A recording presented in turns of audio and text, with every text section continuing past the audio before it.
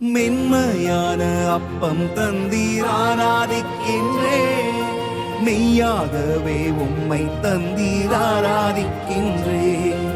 மென்மையான அப்பம் தந்தீர் ஆராதிக்கின்றே, மெய்யாகவே உம்மை தந்தீர் ஆராதிக்கின்றே.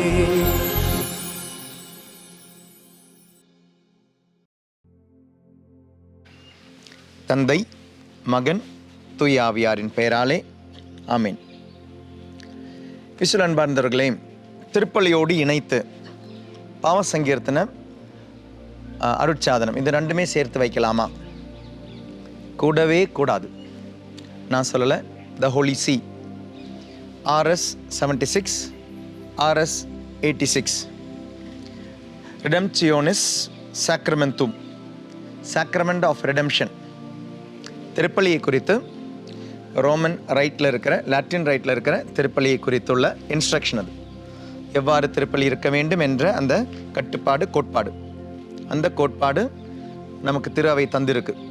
அந்த ஹோலி சீனுடைய அந்த புத்தகத்தில் தவக்காலத்திலும் அட்வென்ட் சீசன் வருகை காலத்திலும் திருவருகை காலத்திலும் சில குருக்களோ இல்லை சில டயசிஸோ சில மறை மாவட்டமோ இப்படி சில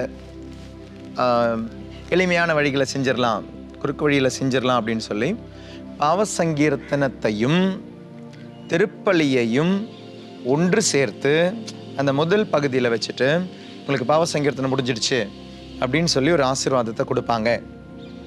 கொடுக்குறவங்க இருக்கிறாங்க. ஆனால் கத்தோலிக்க திருவை ரொம்ப கிளியராக இருக்கு. 2 அருட்சாதனங்களும் வெவ்வேறு அருட்சாதனங்களே. இதில் 2ஐயும் சேர்த்து வைக்கக்கூடாது. அதனால் முதல் பகுதி நான் நேற்று சொன்னது போல அது பாவ சங்கீர்த்தன பகுதி அல்ல. அது பாவ சங்கீர்த்தன பகுதி அல்ல. ஆண்டவருடைய பாவ மன்னிப்பின் தன்மையை நான் உணர்கிறேன், ஆசைப்படுகிறேன், நம்புகிறேன். இறைவனோடும் மனிதரோடும் ஒப்புரவாக நான் என்னை ஒப்புக் கொடுக்கிறேன். பிறகு அது இறைவனுடைய செயல். நான் என்னுடைய ஆசையை தெரிவிக்கிறேன், இறைவனுடைய செயல். பாவ சங்கீர்த்தனம் அல்ல. அதனால் பாவ சங்கீர்த்தனம் என்று நினைத்து குருக்களோ இல்லை ஆயர்களோ அவ்வாறு செய்தால் the Holy See is very clear. இது 2மே 2 திருவழிபாட்டு முறை. இது 2மே 2 அருட்சாதனங்கள். இதை 2மே ஒன்றாக கொண்டாடக்கூடாது. அதனால் பாவ சங்கீர்த்தனம் சில கோயிலில் வந்து அப்போ என்ன சொல்லுவாங்க, தியானங்களுக்கெல்லாம் நாங்கள் போயிருக்கிறோம். இந்த உள்ளிர் தவக்கால தியானத்துக்கெல்லாம் போகல, இல்லை அட்வென்ட் சீசன் தியானத்துக்கு பங்குகளில் போகும்பொழுது சில டைம் ஃபாதர்ஸ் கேட்பாங்க, ஃபாதர் திருப்பலி இங்கே நடக்கும்போது எப்படி பாவ சங்கீர்த்தனம் வச்சுக்கிட்டான்? இல்லை ஃபாதர் அப்படின்னு சொல்லுவோம். பாவ சங்கீர்த்தனத்துக்கு தனி நேரம் கொடுங்க. திருப்பலி நடக்கும் பொழுது பாவ சங்கீர்த்தனம் நடந்தால் நடக்கிறதுல தப்பு கிடையாது. ஆனால் திருப்பலி ஒரு இடத்துல நடக்குது, பாவ சங்கீர்த்தனம் நடக்குது. பாவ சங்கீர்த்தனம் செஞ்சுட்டு அந்த பாதி திருப்பலியில் வந்து பங்கெடுப்பாங்க இல்லையா? அப்போ என்ன நினைக்கிறாங்க, திருப்பலி நாங்கள் இன்னைக்கு முழு பூசையை பார்த்துட்டோம் அப்படின்வாங்க. சில நண்பர்களே, முழு பூசையை அதில் நீங்கள் பங்கெடுக்கவும் இல்லை, நீங்கள் ஒப்புக் கொடுக்கவும் இல்லை. பாவ சங்கீர்த்தனம் என்னும் அருட்சாதனம் வேறு. அந்த பாவ சங்கீர்த்தனம் என்னும் அருட்சாதனம் திருப்பலிக்கு தயாரிப்பு. இதோடு வருகிறீர்கள், திருப்பலியை நிறைவேற்றீர்கள். இந்த பாவ சங்கீர்த்தனம் என்பதும் திருப்பலி என்பதும் 2 அருட்சாதனங்கள்.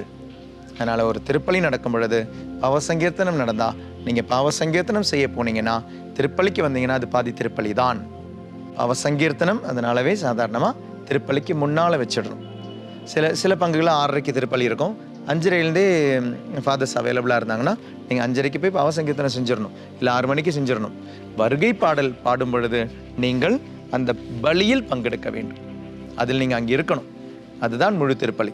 வருகை பாடலிலிருந்து கடைசி அந்த முத்தம் கொடுத்து அந்த டிஸ்மிஸல் இருக்கு இல்லையா, ஃபாதர் திருப்பலி முடிந்து விட்டது, திருப்பலி நிறைவேறிற்று என்று சொல்லி முத்தம் கொடுத்து போறார் இல்லையா பலிப்பீடத்தை, அங்கு திருப்பலி முடியுது. இது முழுவதுமாக பங்கெடுக்கும் பொழுது தான் முழு திருப்பலி. அங்கே திருப்பலியை காதில் கேட்டுக்கிட்டு இங்கே பாவ சங்கீர்த்தனம் செஞ்சுக்கிட்டு போய் நீங்கள் பங்கெடுக்கிறது அது திருப்பலி கிடையாது, முழு திருப்பலி கிடையாது. முழு பாவ சங்கீர்த்தனமாக இருக்கலாம். நீங்கள் நல்ல முறையில் நீங்கள் பாவ சங்கீர்த்தனம் செஞ்சுருக்கலாம், தட்ஸ் கிரேட், நல்ல விஷயம். அது பாவ சங்கீர்த்தனம் முழுமையாக செஞ்சுருக்கிறீங்க ஒழிய அது திருப்பலி, முழு திருப்பலி கிடையாது என்பதை நினைவில் கொள்ளுங்கள். திருப்பலிக்கு முதல் அந்த பகுதி பாவ சங்கீர்த்தன பகுதி அல்ல என்பதை புரிந்து கொள்ளுங்கள். அது என்னுடைய போதனை அல்ல, திருச்சபையினுடைய போதனை. RS 76 and RS 86 it's very clear. பாவ சங்கீர்த்தனம் வேறு, திருப்பலி வேறு. 2 அருட்சாதனங்களை மிக்ஸ் பண்ணக்கூடாது. தெரிந்து கொள்வோம். திருப்பலிக்கு போகிறதுக்கு முன்னால் பாவ சங்கீர்த்தனம் செய்து தயாரித்து விட்டு திருப்பலிக்கு செல்லுங்கள். எல்லாம் வல்ல இறைவன் தந்தை, மகன், தூய ஆவியாரின் பெயராலே ஆமென். தேங்க்யூ. God bless you. நற்கருணை